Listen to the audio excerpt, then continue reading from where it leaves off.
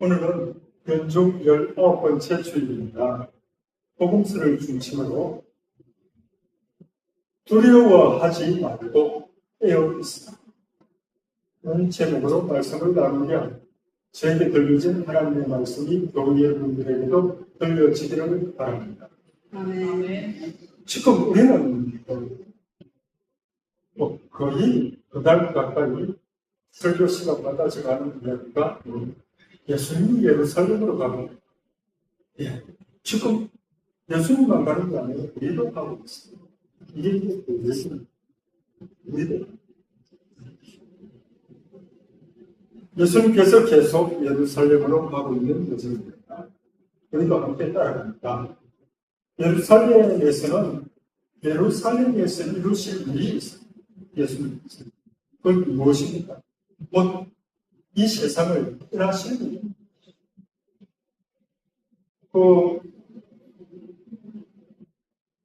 쉽게 말해서 세상을 떠난다는 것은 인간적으로 생각하면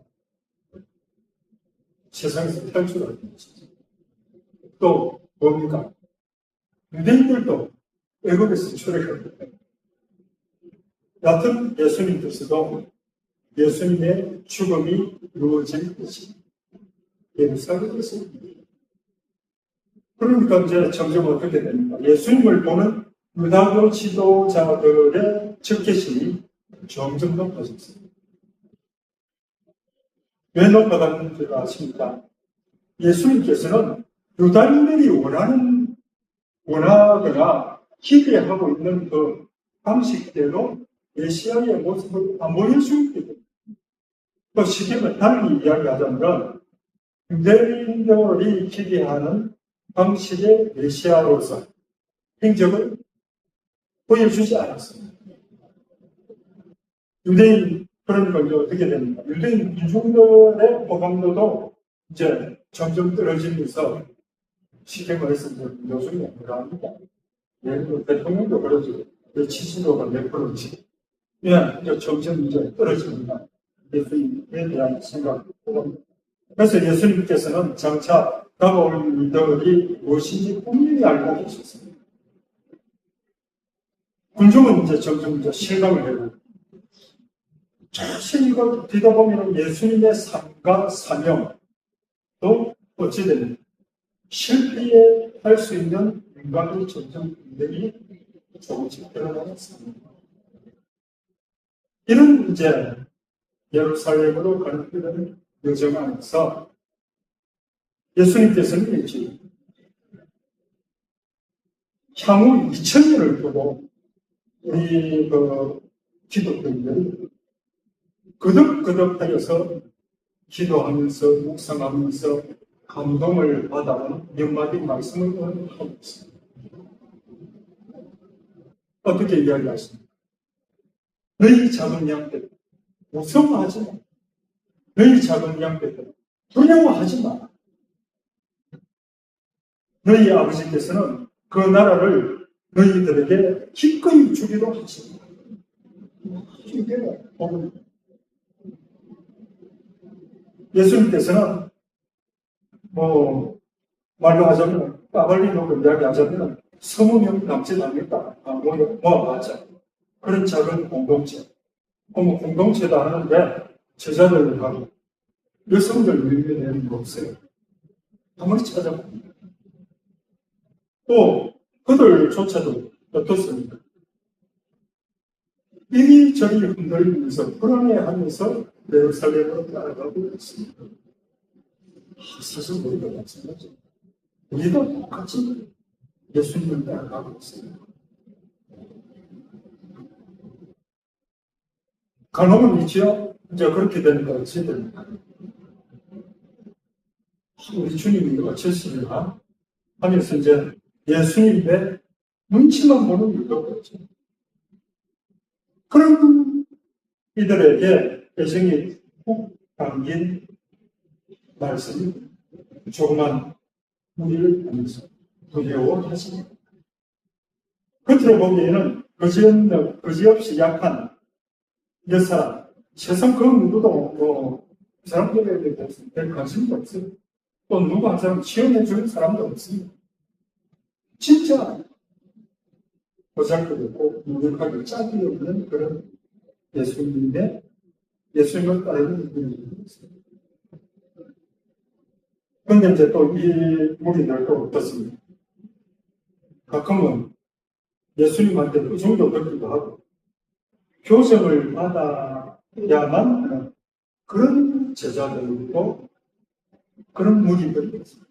예수님 보십니다. 같은 이런 작은 교회를 향하여서 예수님께서 하시는 말씀을 하지 마라. 하나님 아버지께서 이 작은 교회에게 그의 나라를 주시기를 기꺼이 말씀하십니다. 하나님 아버지의 명령, 구원의 생명, 그 누구도 아버지의 손에서 빼앗아갈 수 없는 생명에 참여하게 하실 것이라는 이야기입니다. 작은 양떼라는 이 모습이 이미지같죠. 저는 우리 교회하고 똑같아요. 우리 교회에 맞는 그런 맞다고 생각합니다. 이 작은 양떼, 작은 이미지는 있죠. 그리스도를 따르는 교회같이 결코 버리지 못하는 고유한 것입니다. 예수님을 따라서 1000만이 갔습니다. 100만이 갔습니다. 항상 소수, 항상 작은 예수님께서는 유다 종교와 세상이라는 현실 앞에서 진정 아무것도 아니라고 할 수 있는 이제 갓 태어나서 그런 말을 시작하는 작은 교회를 보고 계십니다. 하나님 아버지께서 그 나라를 우리에게 기꺼이 주실 것이라는 예수님의 약속, 그 나라에 우리가 참여하고야 말 것임을 믿는 지금의 우리의 교회입니다. 지금의 우리의 모습. 진실로 진실한 그 그리스도인은 가난한 사람들, 회개하는 죄인들, 자신을 믿기보다 예수님을 믿고 다가올 예수님의 나라 안에 희망을 두는 사람들이 진실된 그리스도인입니다. 우리가 그리스도인이라는 이유만으로 이 말씀이 당연히 우리를 두고 하신 말씀이라고는 저는 생각하지 않습니다. 그러면 예수님 큰 목사님 주님은 말씀합니다. 누가복음 4장 8절에서 회개에 합당한 열매를 맺으라. 그리고 우리 조상이 아브라함이라고 올리셨다. 하루만 배워먹고 직접적으로 바로 이야기하고 있습니다. 오늘날 우리는 이제 예수님을 믿고 예나 지금 따라가는 길. 이 길이 지금 제대로 가는 길. 이어서 예수님께서는 말씀하십니다. 첫 번째, 이 말씀만 보면 저도 부담스러워지. 사주연속 계속 이런 이야기를 해요. 너희는 가진 것을 다 저번에도 이야기해요. 내가 이야기했는데 예수님께서 사실 이게 이제 이럴 때는 이제 그렇게 되고 여하튼 가진 것을 다 팔아요. 그러면 뭐라 합니까? 가난한 자에게 다 주어요. 또 뭐라고 합니까? 이제는 한술 더 떨려. 너희 자신을 위해서 돈 주머니 가지지 마. 충분하지 않는 공부를 하는 데가 마련해라. 거기에는 도둑도 없다. 또 좀도 쓸지 않는다. 그리고 예수님께서 하신 반말은 사실은 너희 재물이나 보물이 있는 것이 너희 보물이 다 것이다. 이 피해갈 수 없는 말씀입니다. 예수님께서 약속하신 하나님의 나라의 은총을 얻기 위해서는지요. 제가 볼 때는 그리 많은 것이 필요한 것이 아닙니다. 가진 것에 연연해 하지 않으면서 가진 것을 조금이라도 다른 사람과 나누고 만들어 줄 수는 없지 않습니까? 그러니까 다음 주에 제가 정신사였습니다. 아니 이게 사실 우리가 웃고 이야기하지만 이 한순간 이 뭔가 아주 적은 거예요. 사람이 쌓고 그 안에 예수님의 진리가 담겨 있는 것입니다. 7월 27일로 봅시다.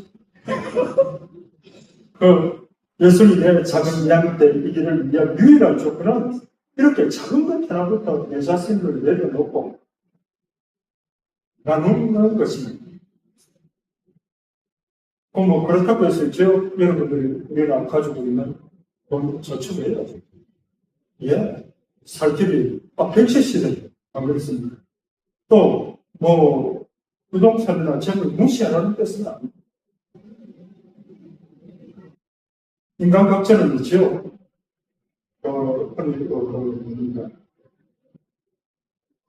어른들이 전에 가서 이 말이 지금 침묵을 보고 지각하고 가끔 그런 이야기를 했어요. 사실 우리 인간 모두는 각자 나름대로 가진 것이 있습니다. 어떤 거 많은 거 아십니까? 무슨 일을 할 때 저는 손을 뻗을 힘이 있습니다. 아직 걸려 있습니다. 또 누군가의 이야기를 들어주고 참여하면서 얼굴을 만들어 내 시험도 있습니다. 또 어떤 일이 있습니다. 재능도 있지요. 남에게 나눠줄 수 있는 그런 재능도 있습니다. 이런 것을 함께 공유하는 것입니다. 그럴 수 있을 때만 우리는 잘 들어보십시오. 그렇게 할 때만 우리는 두 주인을 섬기지 않습니다. 그 두 주인이 누굽니까? 재물과 하나님이죠. 하나님과 재물을 겸하여 섬기지 않는 그리스도의 제사입니다. 실제 행동으로 옮기기에는 결코 쉬운 일이 아닙니다. 우리의 일생을 통해 결정적인 회개가 늘 우리와 함께 가야 한 번 회개했다고 다 되는 건 아닙니다. 회개하는데 내가 안 되는 게 없어요. 그러니까 어떻게 해야 됩니까? 예수님을 따르는 여정에서 죽을 때까지 매일 거듭해야 하는, 매일 내 인생에서 새롭게 해야만 하는 회개의 과정입니다. 이 돈과 재물을 이렇게 달고 가다보는 게 있지요. 어떨 때는 돈을 따라가는 제 자신의 모습이 바로 보입니다. 그럴 때마다 과연 저는 예수님의 작은 양떼인지를 스스로 묻고 과감하게 회개해야 되는 순간순간 저는 맞이하게 됐습니다. 그런 이유로 예수님께서 우리에게 말씀하십니다. 너희는 오늘 35절 말씀입니다. 너희는 허리에 띠를 메고 등불을 켜놓고 있어. 혼인잔치에서 돌아오시는 주님이 도착하여 문을 두드리면 곧바로 열어주려고 기다리는 사람처럼 되리라. 주인을 섬기기 위해 기다리는 종의 준비된 복장, 태도로 깨어있어라. 37절. 주인이 돌아왔을 때 깨어있다가 주인을 맞이하는 종은 행복하다. 그런 이에게 주인은 어떻게 합니까? 그 주인은 주인 스스로 띠를 내고 그 종들을 식당에 하게 한 다음 그들 곁으로 가서 주인이 시중을 뜰 것이다. 주인이 밤중에 오든 새벽에 오든 종의 그러한 모습을 보게 되면 그 종들은 행복하다. 우리가 주인을 주님으로 모시는 인생에서 유일한 보물을 알아 모실 수만 있다면 그러니까 참 행복한 사람, 그러니까 참 그리스도입니다. 예수님은 다른 당부의 말씀을 몇 가지 더 붙입니다. 39절. 이것을 명심하여, 진짜 명심하여. 도둑이 몇 시에 올지 집주인이 알면 그 집을 뚫고 들어오도록 내버려 두지 않을 것이다. 너희도 준비하고 있어. 너희가 생각하지 않은 때에 사람의 아들이 올 것이다. 그 육신의 졸음도 있지만 영적인 졸음도 있습니다. 그 육신이 졸리든 영적으로 졸음이 오든 이 졸지 않고 잠에서 잠자지 않고 깨어있는 게 진짜 어렵습니다. 하루 종일 일과 종일 일을 해야죠. 또 노동에서 피로하고 오는 졸음 또 이겠지요. 이런 일이라는 게 하루만 하고 그렇지 매일 또 반복되는 거예요. 예. 이런 일상에서 깨어있으라 예수님께서 말씀하신 너희는 유혹에 빠지지 않도록 깨어있기도 하고 마음은 간절하나 몸이 따라지죠.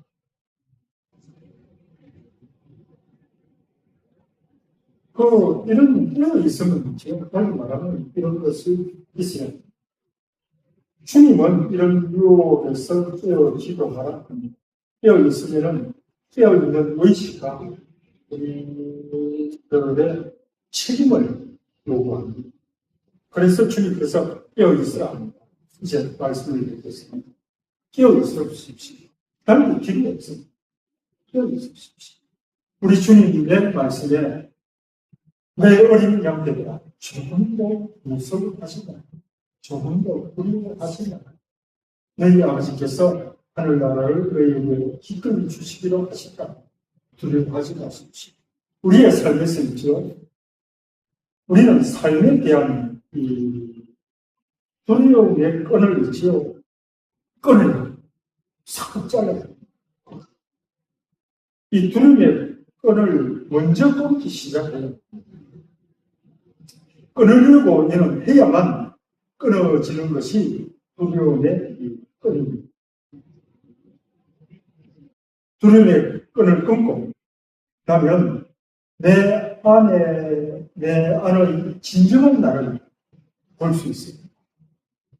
그래서 이 두려움의 끈을 끊어야만이 우리의 마음의 문이 열립니다. 무릇 지킬 만한 것 중에 이 마음을 지키다. 내 옆과 주변에 있는 사람들을 위해 사람의 눈을 열어야 합니다.